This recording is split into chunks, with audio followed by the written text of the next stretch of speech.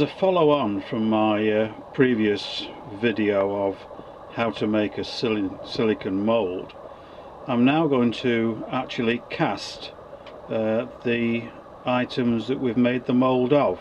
So this is going to be the simplistic process of preparing the cast resin and going through the casting procedure. I found that the best way to ensure that you get or keep the original mould rigid is to put it back in the original moulding box, so when you do cast the items, the mould stays securely fixed.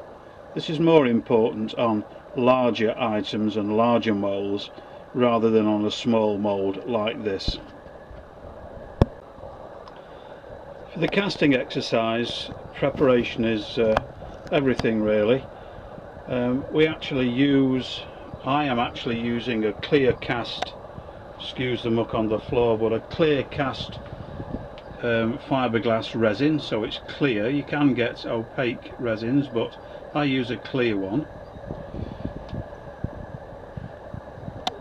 To that we have a catalyst to ensure that you get the right ratio.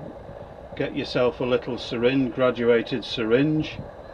I actually put a colour pigment into the cast clear resin just to give it the base brown colour.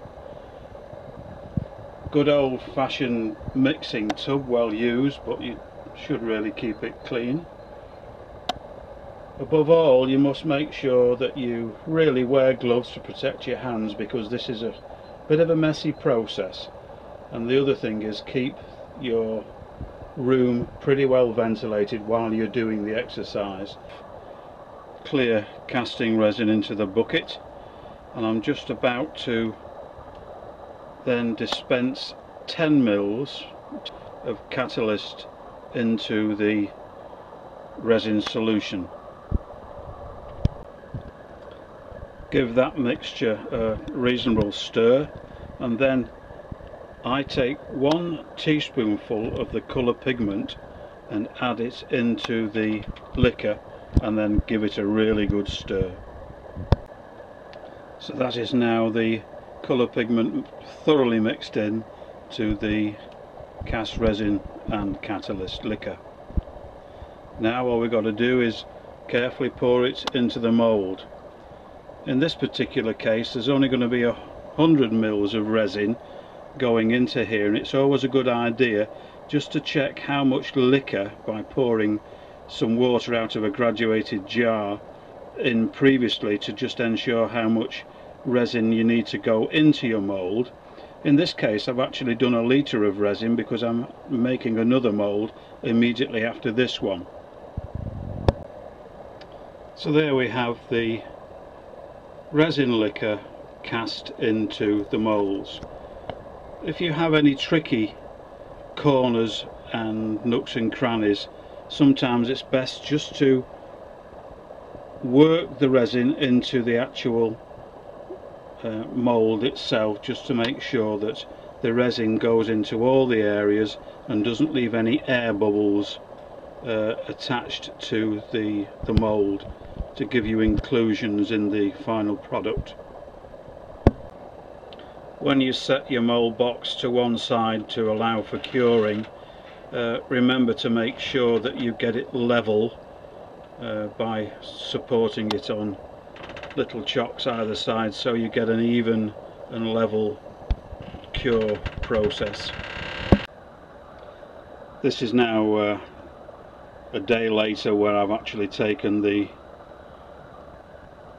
platform signs out of the mould, and there are the platform signs in 2 bits actually, because the sign bit at the top is going to be glued onto the frame and supports at the bottom. So that's the end of the moulding exercise.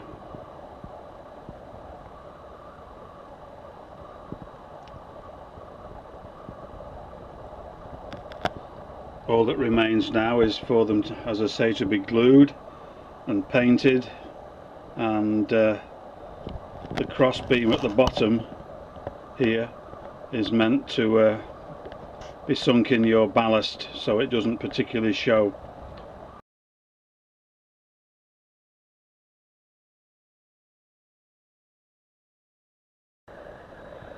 And there's the final signs glued together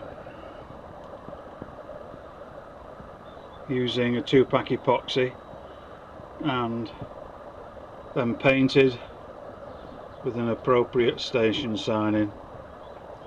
So, end of the exercise, casting some station signs.